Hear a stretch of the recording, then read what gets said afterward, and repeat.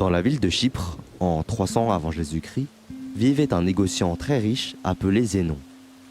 Alors qu'il était en voyage, son bateau fit naufrage emportant avec lui toute sa cargaison. À cause de cet événement unique, un événement qui était totalement hors du contrôle de Zénon ou de quiconque, cet homme très riche devint subitement pauvre en un instant. Imaginez que vous étiez Zénon. Comment réagiriez-vous si tout votre travail de toute une vie était anéanti par la force de la nature? Quelle serait la réaction appropriée? Seriez-vous en colère, triste? Auriez-vous l'impression que la vie vous a trahi? Ce seraient des réactions normales, mais pas pour Zénon, le père du stoïcisme. Le cœur du stoïcisme est la définition même de l'acceptation et de l'indifférence.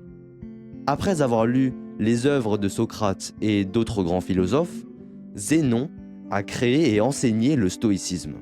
Selon Zénon, bien que nous n'ayons pas beaucoup de contrôle sur ce qui nous arrive, nous avons le contrôle sur la façon dont cela nous affecte. Et nous devons utiliser ce contrôle de manière efficace. Au lieu de pleurer sur la mauvaise note que nous avons eue, ou dans cette histoire, sur les marchandises noyées, Zénon s'est concentré sur le maintien de son sang-froid à la situation, restant calme et neutre malgré sa situation difficile. Aujourd'hui, les gens considèrent souvent les stoïciens comme des personnes qui ne peuvent pas être brisées. Des personnes qui ne s'attardent pas souvent sur les extrêmes émotionnels, qui ne subissent pas des excès de rage ou de crises d'anxiété. Mais l'idée originale du stoïcisme est bien plus que cela. Plutôt qu'une simple façon de décrire les personnes dépourvues d'émotions, le stoïcisme est une façon de voir, de décrire et de comprendre le monde. C'était une manière de vivre. Et cette manière de vivre a perduré pendant des siècles.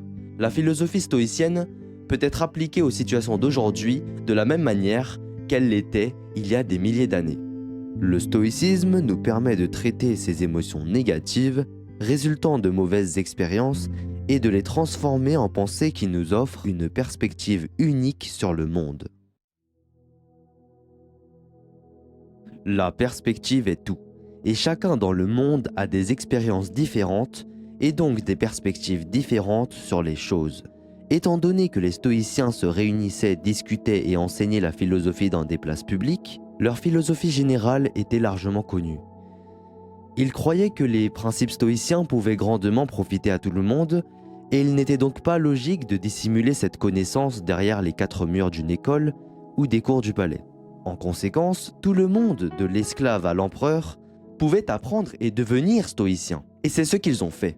Certains des stoïciens les plus célèbres du monde comprennent Épictète, qui signifie « acquis », car il fut autrefois esclave, Sénèque, qui était un homme d'État très renommé, et Marc Aurèle, un empereur romain et l'un des hommes les plus puissants n'ayant jamais vécu. Les premiers stoïciens pratiquaient ce qu'ils prêchaient, évitant toute forme de ségrégation et menant la lutte contre l'inégalité.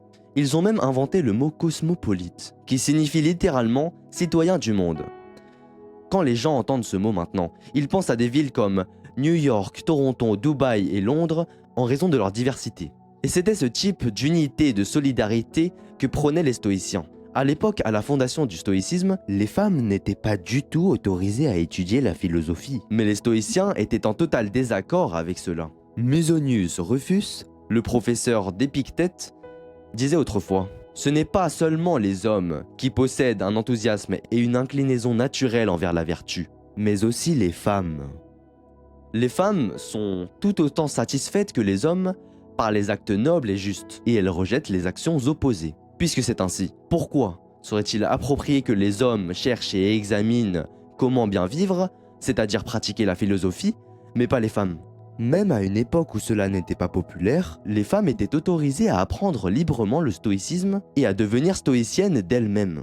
Alors pourquoi tant de personnes adoptent-elles le stoïcisme comme mode de vie? Dans un monde rempli de rebondissements inattendus, nos émotions ont tendance à entraver les choses. En réalité, nous ne sommes pas réellement tristes parce que les choses mauvaises nous arrivent. Nous sommes tristes parce que les choses mauvaises inattendues nous arrivent. La pluie est une bonne chose. Elle aide à arroser les plantes, fournit de l'eau pour le bétail et maintient une température fraîche et humide. Mais la vérité est que lorsque ce nuage sombre vous surprend dehors sans parapluie, ce n'est jamais une bonne expérience. Alors pourquoi ne pleurons-nous pas dès qu'il commence à pleuvoir? C'est parce que, même si la situation est mauvaise, nous avons appris à nous attendre à la pluie. C'est quelque chose d'inévitable. Nous ne pouvons pas contrôler la météo. Même si c'est désagréable, la pluie finit par passer et la lumière revient. Le stoïcisme nous enseigne que de la même manière, nous devrions nous attendre à ce que tout ce qui est mauvais et qui est susceptible d'arriver arrivera. Imaginez le pire scénario et soyez satisfait de savoir que cela pourrait se produire. L'un des exercices stoïciens est connu sous le nom de déconfort volontaire, un exercice visant à accroître les sentiments de gratitude.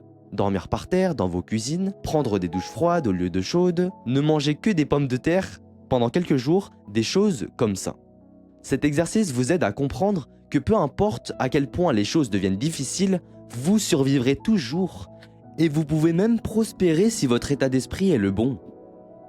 En étant capable de supporter ces situations inconfortables, nous préparons indirectement nos manteaux à de futures infortunes, ou à de futurs malheurs si tu préfères. Dans l'état actuel du monde où les publicités nous sont constamment imposées, on nous a fait croire que si nous n'avons pas le dernier iPhone, si nous ne ressemblons pas à un certain modèle ou si nous ne gagnons pas un certain montant d'argent, nous ne serons jamais heureux. Ce message est plus important que jamais. À la naissance, nous entrons dans le monde sans rien savoir. Nous grandissons en apprenant des choses à la maison, à l'école, et en observant le monde de nous-mêmes. Le problème est que ces trois sources de connaissances nous enseignent de différentes manières à la vie. À la maison, ce sont les parents qui veulent que nous devenions salariés. À l'école, les professeurs veulent que nous devenions salariés.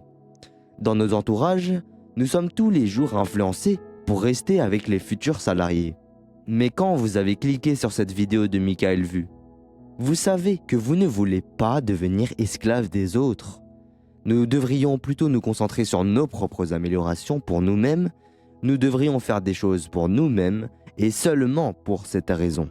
Attacher des espoirs externes ou des attachements secondaires aux actions que nous entreprenons mènent presque toujours à la déception. Mais le stoïcisme enseigne que si nous abordons la vie de cette manière, nous plaçons nos bonheurs entre les mains des forces externes, des forces qui peuvent toujours échouer. Les voitures tombent parce qu'elles sont toujours en panne. Les catastrophes naturelles emportent des villes entières et les taux de divorce ne cessent d'augmenter d'année en année. Mais même les choses gratuites dans la vie ont un coût. Le coût de l'espace, à la fois physique et mental. Comme l'a dit Sénèque, apprendre à vivre avec moins créera de l'espace dans votre vie pour des choses qui comptent vraiment pour vous. Nous devons donc placer nos bonheurs dans nos valeurs intrinsèques en tant qu'êtres humains et non dans ce que nous possédons. Nous pouvons choisir de faire de nos mieux pour garder la tête froide, peu importe ce que la vie nous réserve. Parce qu'au fond, nous n'avions aucun contrôle sur la majorité des choses qui nous arrivent. Mais nous avons tout le contrôle sur nos réactions face à ces choses. C'est là la dichotomie du contrôle, le principe le plus important de la philosophie stoïcienne. Comme l'a dit Épictète, la tâche principale de la vie est simplement celle-ci. Identifier et séparer les choses pour pouvoir me dire clairement à moi-même lesquelles sont externes et échappent à mon contrôle et lesquelles ont à voir avec les choix que je contrôle réellement. Nous devons apprendre à séparer ce que nous pouvons contrôler de ce que nous ne pouvons pas contrôler. Nous devons déterminer nos valeurs, non pas à partir des choses que nous ne pouvons pas contrôler, mais à partir des choses que nous pouvons contrôler. Aspirer à des objectifs est une bonne qualité. Mais s'effondrer lorsque les choses ne se passent pas comme prévu est, du point de vue stoïcien, inutile. Créer des vidéos sur YouTube est bien plus facile qu'être un empereur romain, mais cela peut parfois s'avérer difficile. Tout d'abord, vous devez formuler votre idée, ce qui prend du temps. Puis rechercher cette idée, l'abandonner parce qu'elle est mauvaise, recommencer, écrire un script pour la vidéo comme moi je viens de le faire là, créer la vidéo, faire le montage, créer la miniature, le titre et tout le reste avant de la publier. Tout cela jusqu'au moment où vous cliquez sur publier dépend entièrement de vous. Cependant, une fois que vous avez cliqué sur le bouton publier la vidéo, le pouvoir passe à l'algorithme YouTube.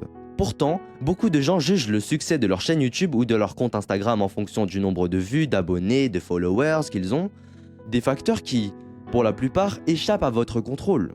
Les stoïciens enseignent qu'au lieu de cela, vous devriez juger le succès de votre travail en fonction de l'effort que vous y avez mis et non du résultat de vos espoirs externes. Faites confiance au processus. Vivre avec moins signifie se libérer des menottes sociales que nous nous sommes essentiellement imposés. Pensez à une personne qui a travaillé dur à son travail pendant les 6 derniers mois. Il estime maintenant mériter une promotion.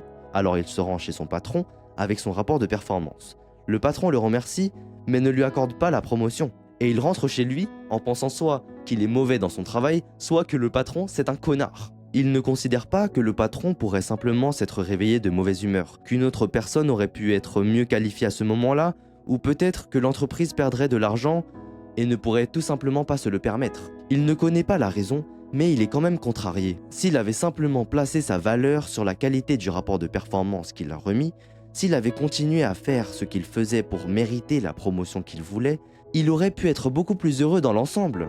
Avec la bonne perspective, son objectif n'aurait pas été diminué, mais simplement reporté. Et c'est ce changement de votre état d'esprit qui est crucial. Un vrai stoïcien ne mesure pas ses succès en fonction du gain financier de ses entreprises, mais il est réconforté par le fait qu'il peut mener une vie confortable sans toutes les choses que l'argent peut acheter. Il existe 4 principales vertus du stoïcisme. La sagesse, le courage, la tempérance et la justice. La sagesse consiste à pouvoir distinguer ce qui est interne de ce qui est externe et à choisir nos réactions aux choses qui nous arrivent. Le courage se définit en 2 mots, persister et résister. La tempérance ou modération, c'est ce que je viens de faire. Faire plus avec moins, dire plus avec moins de mots. Alors que Jeff Bezos et Elon Musk se disputent en tête de la liste de Forbes, les stoïciens croient que la limite de la richesse devrait simplement être d'avoir ce qui est essentiel et ensuite avoir ce qui est suffisant. La justice est la plus importante de toutes les vertus. Elle enseigne que personne ne devrait faire du mal à un autre parce que nous sommes tous nés les uns pour les autres pour nous faire du bien mutuellement et non pour nous-mêmes. Nelson Mandela était l'un des premiers leaders africains les plus célèbres du monde. Alors qu'il luttait contre l'apartheid, pour ceux qui ne savent pas c'est quoi l'apartheid, c'est la discrimination voire exclusion d'une partie de la population qui ne dispose pas des mêmes droits, lieux d'habitation ou emploi que le reste de la collectivité. En gros, c'est du racisme. Nelson Mandela a été condamné à la réclusion à perpétuité où il est resté pendant 27 ans avant d'être finalement libéré. Lorsqu'il a été libéré de prison, il a été élu président de l'Afrique du Sud et beaucoup pensaient donc qu'il allait punir de manière brutale tous ceux qui avaient eu quelque chose à voir avec l'apartheid ou sa détention, mais bien sûr, il ne l'a pas fait. Pendant son temps en prison, Mandela a lu les œuvres de Marc Aurèle et a appris bon nombre des valeurs fondamentales du stoïcisme qu'il a pratiquées tout au long de sa vie. Au lieu de réclamer la tête des coupables, Nelson Mandela a exhorté son peuple à rechercher l'opposé, se détendre et reconstruire. Il a souligné que le passé était désormais hors de leur contrôle et que la seule chose qu'ils pouvaient faire était de trouver un moyen d'aller de l'avant et de construire une nation meilleure. C'est la voie du stoïcisme. Le stoïcisme vous permet de remettre en question le raisonnement derrière toutes ces pensées négatives avec la logique, et lorsque vous réalisez que beaucoup d'entre elles sont infondées, c'est-à-dire qu'elles ne servent à rien, je pense que je vais commencer à parler un peu plus familier parce que le script, bon... Vous pouvez les remplacer par des croyances plus productives et plus saines. La logothérapie, quant à elle, est basée sur le principe stoïcien selon lequel les humains sont motivés par un but. Même dans les situations les plus sombres, nous pouvons remplir nos vies de sens et de bonheur en découvrant simplement quel est ce but. Quel est ce but? Moi, c'est de devenir riche. Personnellement, moi, c'est devenu... Allez, on reprend. Cependant, comme beaucoup d'entre nous le savent, la pratique du stoïcisme est beaucoup plus facile à dire qu'à faire. C'est un processus tout comme tout le reste. Nous devons reprogrammer notre façon de penser, en finir avec l'ancien et accueillir le nouveau.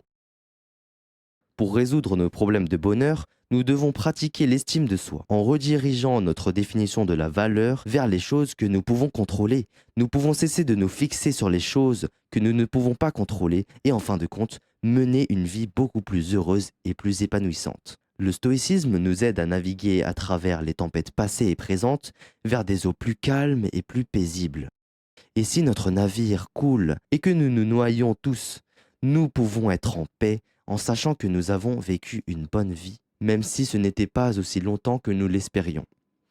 Car rappelez-vous, tout a une fin.